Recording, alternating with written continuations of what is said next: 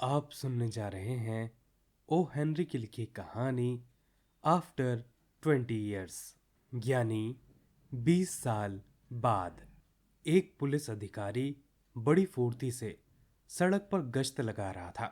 रात के भी मुश्किल से 10 बजे थे, लेकिन हल्की हल्की बारिश और ठंडी हवा के कारण सड़क पर बहुत कम आदमी नजर आ रहे थे। सड़क के एक छोर पर एक गोदाम था। जब पुलिस अधिकारी उस गोदाम के करीब पहुंचा तो उसके दरवाजे के पास उसने एक आदमी को देखा। वह आदमी मुंह में बिना जला हुआ सिगार दबाए हुए झुककर खड़ा हुआ था। पुलिस अधिकारी उसके पास गया तो उस आदमी ने कहा, मैं यहाँ अपने दोस्त का इंतजार कर रहा हूँ। हमने 20 साल पहले यहाँ मिलने का वादा किया था। आपको मेरी ये बात कुछ अजीब लग रही होगी, लेकिन ये सच है। यह कहकर उस आदमी ने दिया सलाई की तीली जलाकर सिगार सुलगाई। उस जलती हुई तीली के उजाले में पुलिस अधिकारी ने उस आदमी का चेहरा देखा। उसका चेहरा पीला था, आंखों में एक चमक थी और दाहिनी बाहों के पास एक छोटा सा दाग था। उसके टाई पिन में एक बड़ा सा हीरा कुछ अजीब तरीके से जड़ा हुआ था। उस आदमी ने दोबारा कहना शुरू किया, 20 साल पहले इस गोदाम की जगह पर बिग नाम का एक रेस्टोरेंट हुआ करता था। आज से ठीक 20 साल पहले एक ऐसी ही रात में मैंने अपने सबसे अच्छे मित्र जिमी के साथ उस रेस्टोरेंट में खाना खाया था। उस रात हमने ये निश्चय किया था कि अगली सुबह ठीक 20 सालों के लिए हम एक दूसरे से अलग हो जाएंगे। इन वर्षों में हम अपने जीवन में कुछ बनने के लिए संघर्ष करेंगे और जो कुछ बन पाएंगे, और ठीक 20 साल बाद इसी समय फिर यहीं मिलेंगे, चाहे इसके लिए हमें कितनी ही दूर से क्यों ना आना पड़े और हमारी कैसी भी स्थिति क्यों ना हो। यह सुनकर उस पुलिस अधिकारी ने कहा, यह तो बड़ी दिलचस्प बात है। वैसे जब से आप जिमी से अलग हुए हैं, क्या उसके बारे में आपको कुछ नहीं पता चला? कुछ समय तक हम एक दूसरे को पत्र भेजते रहे, लेकिन ये पत्र व्यवहार केवल 1 डेढ़ साल तक ही चल सका। उसके बाद बंद हो गया।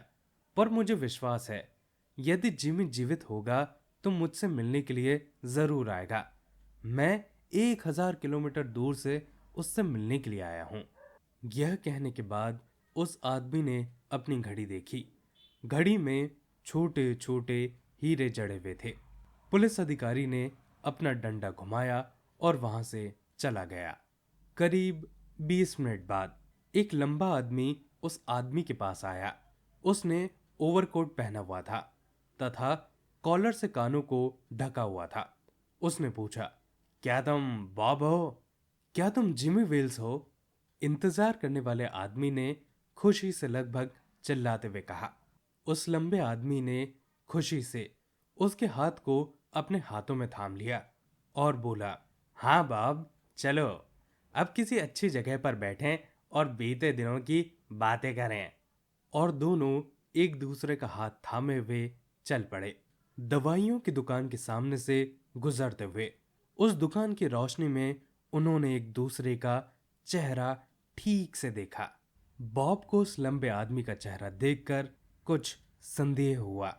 फिर वह अचानक गुस्से में भड़क कर बोला, तुम जिमी वेल्स नहीं हो। मैं मानता हूं कि 20 साल का समय बहुत ज्यादा होता है, लेकिन इतना भी ज्यादा नहीं होता कि एक आदमी की नाक चौड़ी से पतली हो जाए।